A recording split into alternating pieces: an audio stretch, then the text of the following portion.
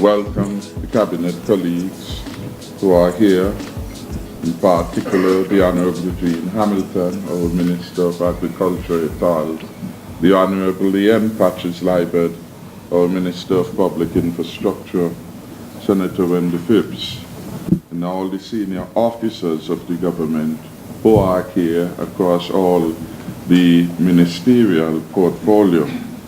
I would also, of course, want to recognize and to thank Mr. Jose Rosa as President of the Chamber and those representatives of the Chamber, the church, religious community, credit union movement and bar, who have come to this special meeting today as we attempt to move ahead with work and concluding the budget, which must be presented at least the draft estimates in keeping with constitutional requirements 60 days in the new year. But traditionally, we have always attempted to bring this in December, and we are hoping to do so again. I want also to thank the representative of the social partners in the credit union, labor unions, which are also here. The Financial Secretary is right, is that we had hoped for a more extensive discussion following some of the traditional lines in which we have done these consultations on the economy as a prelude to the budget being concluded.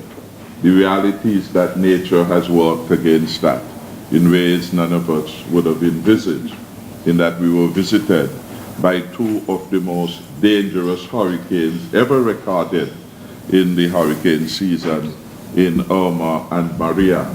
And the work of reorganization, recovery, and reconstruction related to that, of course,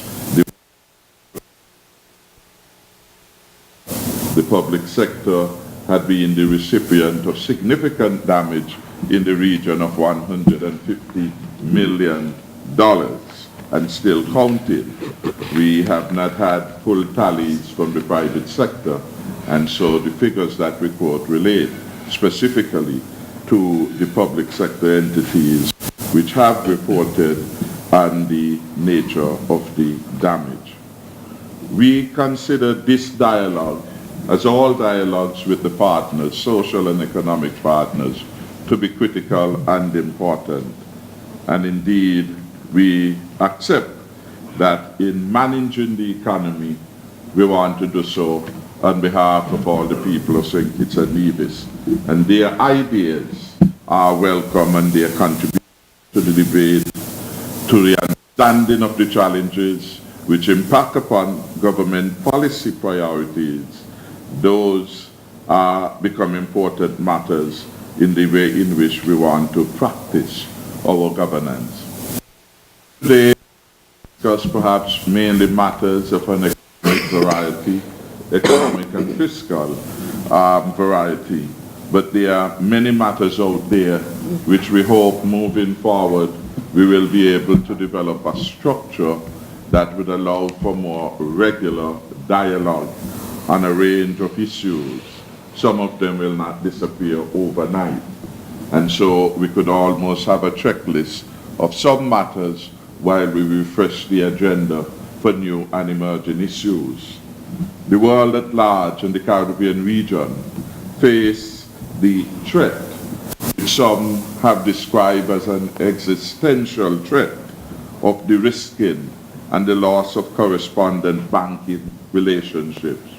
That is a matter which the region as a whole has been engaged in, and the region has sought to mobilize our partners internationally.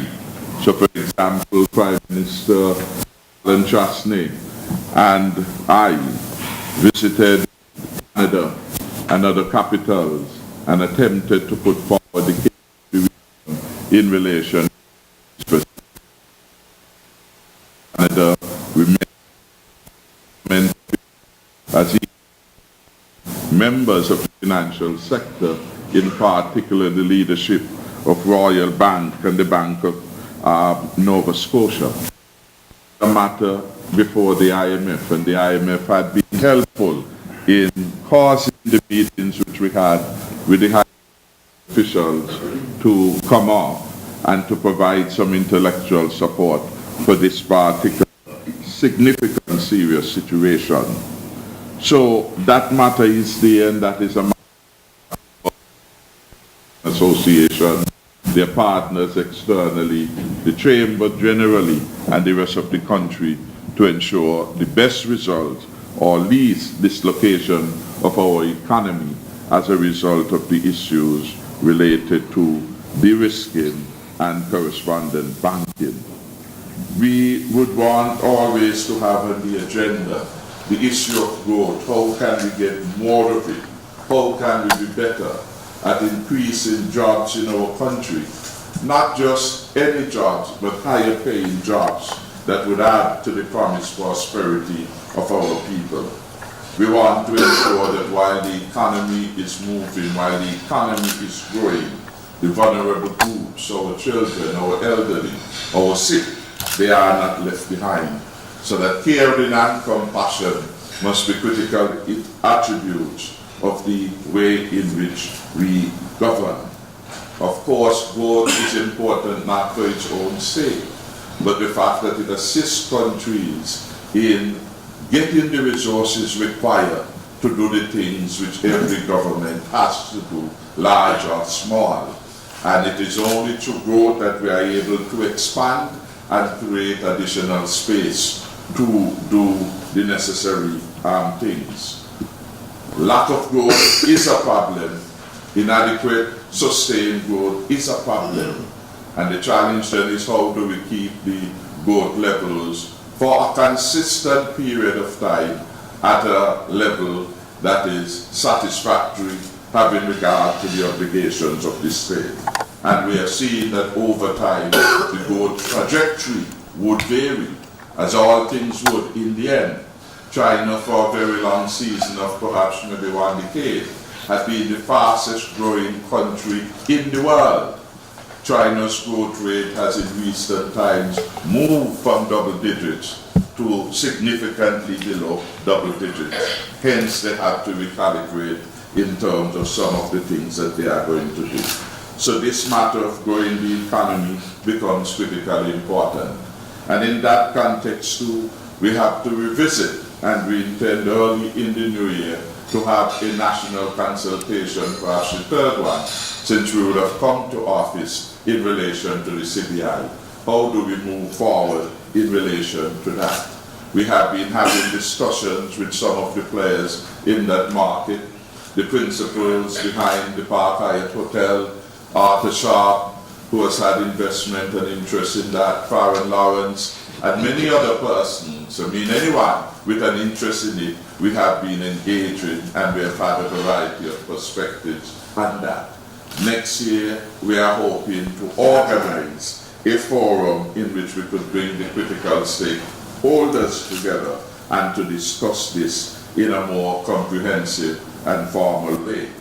We want, of course, to look at the challenge of climate change, which has now become a critical issue on the international agenda, notwithstanding the resistance, if you will, of the government of the United States to be enjoined in the Paris Accord. This is still now, particularly in light of the recent ferocity of the hurricanes we have had, a matter that many countries now have taken more notice of. And in that regard, we want to link the climate change, its implications for our blue economy, our seas, our reefs, and what they produce and offer for our ability to feed ourselves in terms of fresh seafoods, our ability to bring and attract tourists and tourism-related facilities to our shores. And even as we discuss all of these matters, we also have to look again at some of our imports into the country and their implication for environmental health. We have long been having conversation regarding the importations of plastics and non-degradable products, certain batteries. How do we dispose of these? What are the alternatives which the private sector must now become engaged with if they are going to help us deal with this particular challenge. We want to look at agriculture, and for many years the private sector has shown an interest in how we develop and diversify the agricultural sector. I recall as a former Minister of Agriculture going to tour with Senior Counsel Charles Wilkin, I think it was Keynes, Scott Keynes then, and we toured some of the pig farms west and elsewhere. And we wanted to get a sense how the Chamber could play a role in helping us do more with this critical sector and to build significant linkages. Many years after, the development of the agricultural sector is still an important question for the country to deal with in a better way. And we are hopeful that as we move forward, the discussions basically will take us there. The issue of the safety, public safety and security, in one in which we have enjoyed a very good relationship with the private sector, and we expect that the mechanisms for collaboration and conversation will continue. In fact, over the last year, we have had several discussions with the Chamber, with the HTA, at several venues, including at the Marriott Conference Room, where we have had the most recent, I guess, 2 meetings. And I want to thank Jose and his team, Nick Menon and all of those who have been part of that discussion. Those discussions we expect probably would continue. So there are many issues for which dialogue would be necessary, and we could add to the list. The items and areas I've mentioned are no means exhaustive. We still have to deal with the issue of street vending in Bastia, and we have met with significant parties in the Chamber and beyond to see how we could move forward. We have looked at different mechanisms and responses to deal with this particular problem, and we are hoping at least early in the new year. I believe at the last meeting we were to formalize a committee jointly that would have worked and at least begin in some way, some actions that would have helped us by Christmas. But that time has passed, and so we look to the new year and hope that we could do a better job at consecrating that particular promise. So there are many areas in which we need to engage, and we are hoping that we can do so on a more regular basis than hitherto. Going now more quickly on the matter of the economy, where we stand in 2017 and what are the prospects for 2018. I should say from the outset that the economy of St. Kitts and Nevis, relative to its neighbors, remains still strong. And we are, of course, grateful to God for sparing us the ravages of the 2 devastating hurricanes which have reduced to rumble or near rubble some of our neighboring islands. Our prayers go with them as they go about their recovery, and we have been playing our own part in housing those displaced from the education sector. We have taken close to 100 students from St. Martin, from Dominica, from Anguilla, all of whom have become displaced, and we have entered them into our system, including our CFBC, free of charge. We have provided them with all the support that the Social Development Department would provide to our students in this regard. I'm happy to say that in 2015, 2016, we presented surplus budgets to our country, and we expect in 2017, notwithstanding the significant damage, that when the figures are finalized, we would at the very least present a balanced budget or better. We have, over the last 3 years now of this administration, shown surplus and recurrent account, overall account, primary accounts, and we expect that that will continue. For 2018, for us, these are the indicators which the international community uses to assess the fiscal management of the country. And to the extent that we have consistently been able to record audited surpluses and these accounts is an indication of the sound fiscal management which undergirds what we do.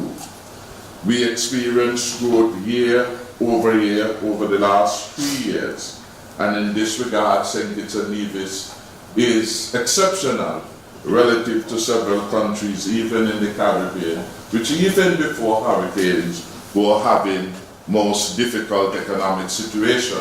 Barbados comes quickly to mind, and Trinidad and Tobago. Barbados had long been held up as the example of a well-managed economy. Today, Barbados is wanting to learn a bit more from St. Kitts and Nevis. While the per capita income is not a perfect measure of the health, it's certainly one of the indicators that are being used internationally by respectable institutions as to where countries are, and indeed has become the basis, and we have protested against this, for graduation. The per capita income for St. Kitts and Nevis moved from 15.7 in 2014 to 16.9 in 2016. This makes us the highest per capita income in the OECS, and in fact, we are now the second highest in the region, outdoing all other countries except Bahamas. Our GDP from 2015 grew from 2.2 billion in 2014 to 2.5 billion in 2016. The inflation has remained consistently low, and as of September 2017, the reports available to me by the financial experts suggest that the inflation in St. Kitts grew at a modest 1.5%. The public debt, which traumatized us post-2011, continues its downward trajectory. And in 2014, the public debt stood at 77.6%. At the end of 2016, our debt to GDP ratio was at 64.5%, the lowest among independent countries in the OECS and CARICOM. And we are hoping that by year-end, we will be the first country in the region to achieve the international ratio of 60% debt to GDP and lower. So this is again is another hallmark, another indicator of how the country is doing. In terms of absolute figures, the public debt moved from 1.8 billion in 2014 to 1.6 billion in 2017. We took an important decision early in the life of the administration, and we are still very early in the life of the administration, to pay off the IMF 117 million of the debt that was borrowed before our coming into office. For us, it was an important signal that we will manage well, and never again will this country go to the international community begging. That is why going forward, whatever we do, fiscal prudence will be the hallmark of the way we manage. And while we speak to those particular growth, those improvement in the fiscal and the economic situation, long outlined by the central bank, the CDB, ECLA, and our own internal experts. So this is not wishful thinking coming from afar. These are professional people, long trained to be able to do these analysis. While we have been able to speak to these accomplishments and more, every budget we have produced, there have been no new taxes. No new taxes. Yet we are paying down our debt in an expedited way. No new taxes. Yet we are doing more every year. No new taxes. And that tells me in part that the cash flows are coming in because we have better standards of administration And I want to thank Mr. Giff, who is here from the Inland Revenue.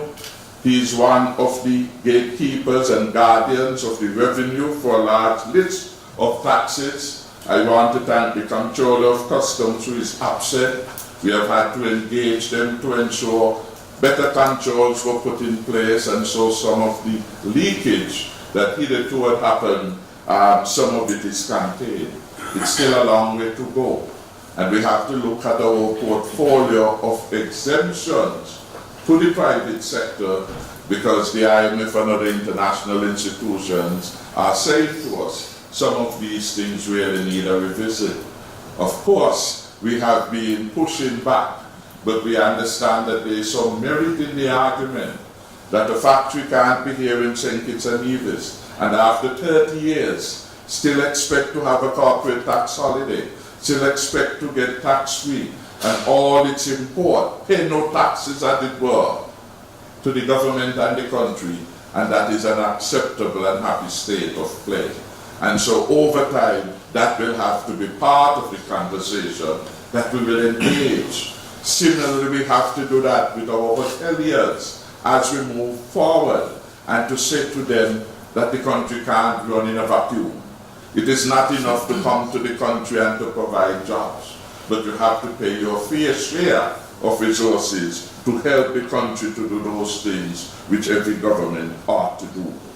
So our tax revenues, notwithstanding we reduce VAT in fulfillment of a commitment to do so, and food and educational supplies and on funeral expenses, the VAT still continue to do, I would say, much better. I think those are the figures I'm seeing from Mr. Gift for the year so far, and we are pleased by this. But despite all of these waivers, the revenue, tax revenue in particular, as distinct from non-tax revenue, continues to grow, which is a clear indication of the health of the economy. We are part of an international marketplace, and so what happens over there, we have to calibrate that and make predictions as to how these actions overseas will impact what we do here. And so we are hoping that as we meet and we discuss this gold mine of ideas, and some of the issues I have mentioned and others of interest to you, which you would want the government to put on its agenda, economic agenda, legislative agenda, etc., that all those we are able to discuss. Not all today. Some we will raise today and we will continue over time. We have the tripartite committee that is set up, and from all reports it's working reasonably well. I want to thank the Senior Minister and Minister of Labour, who has brought his own style and experience to bear, and the functioning of that particular entity.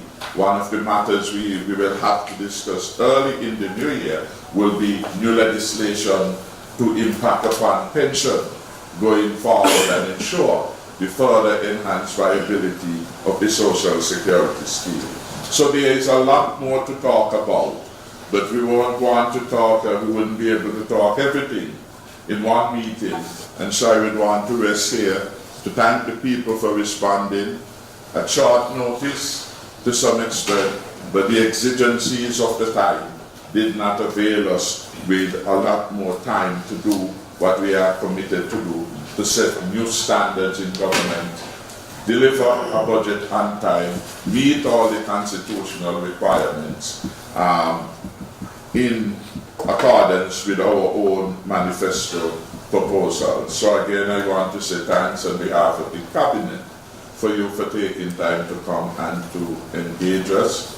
I am here, the technicians are here from all of the ministries, and they are available, and the Cabinet is here in substantial numbers to deliberate on any of the issues which you may raise. Again, I also want to thank Les Khan, who heads the CIU. The CIU is one of those non-tax revenue area of the government revenue portfolio. And LESCAN was brought in as part of the new look for that program to help with a better marketing effort. We are out there in the marketplace more regularly. He has been able to bring about significant transformation in that particular unit. And the last report he has given me, as those I've had from Justin Hawley in Dubai, those reports confirm that we are doing well. We hope that the market acceptance of our products continue. In any event, we will be creative as we move forward. Finally, next year we are going to be commemorating our 35th anniversary as a nation.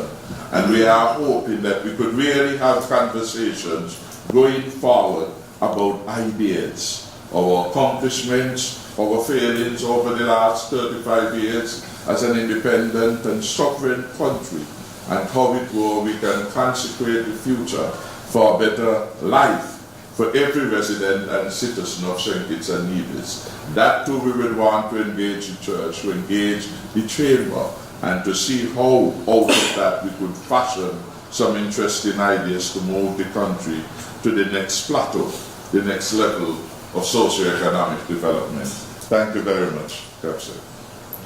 Financial Secretary. Stay up to date with news, programs, and activities of the government with SKNIS. Like us on Facebook. Listen to us on SoundCloud.